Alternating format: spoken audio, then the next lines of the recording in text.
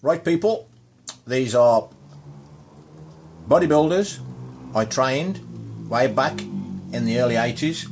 That's a Terminator, just cleared the top rope from the stage. Look at that man, eh? Double clothesline. And Gary was great at the job. So were the other three.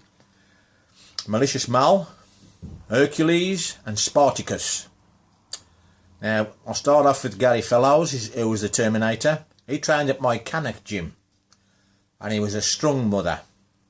Really powerful man. He was world's strongest arm wrestler left hand. That gives you some idea how strong he was. I remember way back when he trained at my CANNOCK gym, I had a curling machine. A curling machine with a cable and a block weight in front, but it was a rickety old thing that I'd made myself, basically. And I had two guys come down from Nabba who were interested in looking at the gym and so on. And what I did, Gary was there. I called Gary up and I said, oh, the one guy actually said to me, he says, I bet nobody's curled all those weights on that, all the blocks on that curling machine. I says, you want to bet? He says, no way. Gary was in the cellar. I called him up. I says, Gary, come and show these guys how you curl this machine, mate. So he got on it and he said he'd do 6 reps and they just sort of looked gobsmacked.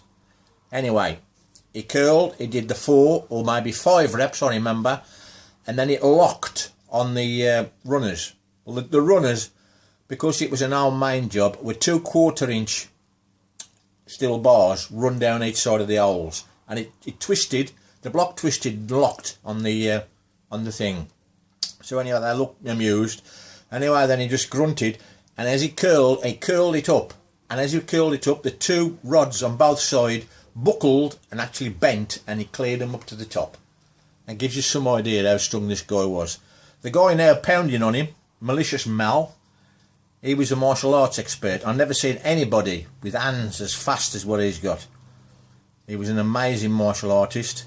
And again, there was a short story about, he had some cheek off a coach full of football hooligans that came in at one of the motorway stops, and he went onto the buzz, and you could hear crash bang wallop, and they were trying to get out the windows to get away from him.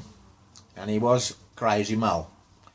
Right, the 2 in there now, Hercules and Spartacus. Tony Thomas, Hercules. Steve Rowling was Spartacus. Now, Spartacus was a real big, strong guy. And I always remember, he used to train at WILLENHALL gym. And I always remember the photo that was on actually the side of the wall, which was, you know when they used to do the bull run in Spain, where they loose a bull down into the ring where all the people that want to play with the bull, I take it. It's usually a little baby bull, isn't it? Well, because they saw the size of this guy, they put a full-size bull in. They put a 2-ton bull in the ring.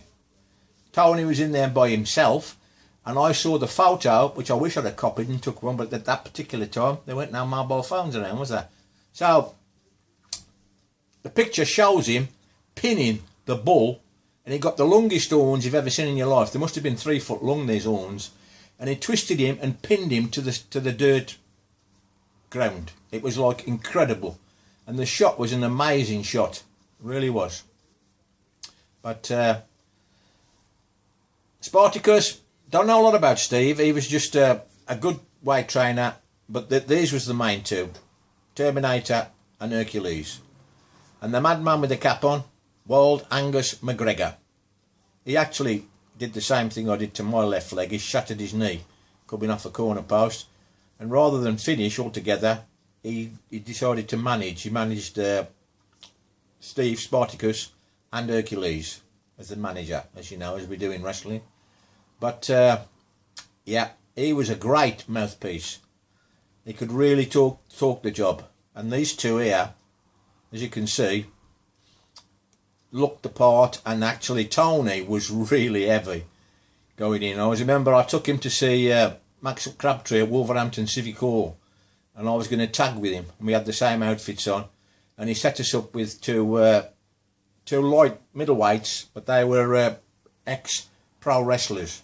I mean amateur wrestlers, not pro wrestlers, top amateurs. And one of the guys who I knew well at the show came to me and he says, John, they're gonna screw him, John. They're gonna screw him. So before he got in the ring, I told him, I said, they're gonna screw you. They're gonna screw you, Tone. I says, just do them, Tone. Just screw them. Fuck them. Do them. So anyway, they got in, started. After about 8 minutes, they were trying to do stuff to him. He was just that powerful. He just threw them off like they weren't even there. And then one actually came running up to me and says, you tag in, you tag in, you tag in. I said, no, you carry on. You asked for it, you've got it. And that was the true story. And as you can see now, they went through. Unfortunately, Tony is now passed away, which is a sad story. He had a genetic heart problem. It was nothing to do with steroids, which, you know, nothing like that at all. But he was a great great wrestler and a great bodybuilder. He won a lot of competitions. But as you can see, it was a great show, and unfortunately, AWA at that time ran out of money. But that's another story. Anyway, thank you for your time.